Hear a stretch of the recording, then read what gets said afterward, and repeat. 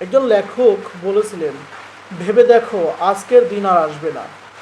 জীবন দ্রুত এগিয়ে চলেছে অসম্ভব গতিতে। প্রায় প্রতিটা সেকেন্ড ১৯ মাইলের সমান দূরত্ব। তাই আমাদের নিশ্চিত সম্পদ হলো এই সময়। তাই আমাদের উচিত সময়কে কাজে লাগিয়ে আমাদের জীবনকে সফলতার দিকে এগিয়ে নেওয়া। কখনো এমনভাবে পিছিয়ে না পড়ি এবং সময়কে আমরা যেন অমূল্যায়ন না করে জীবনকে থামিয়ে না রাখি। তাই প্রতিটা মানুষের উচিত মূল্যবান সময়কে আপনি ভালো কাজে লাগিয়ে জীবনকে সফলতার দিকে এগিয়ে নিন। বাজে কাজে সময়ে এবং ভালো কাজে ভালো সময় ব্যবহার করুন। বাজে কাজে কখনো সময় অপচয় করবেন না। এখন থেকে আপনার জীবনকে ভালো কাজের দিকে এগিয়ে নেন, দেখবেন অদূর ভবিষ্যতে আপনি ভালো একটা পজিশনে চলে গেছেন এবং আমিও ভালো একটা পজিশনে যাওয়ার চেষ্টা করব।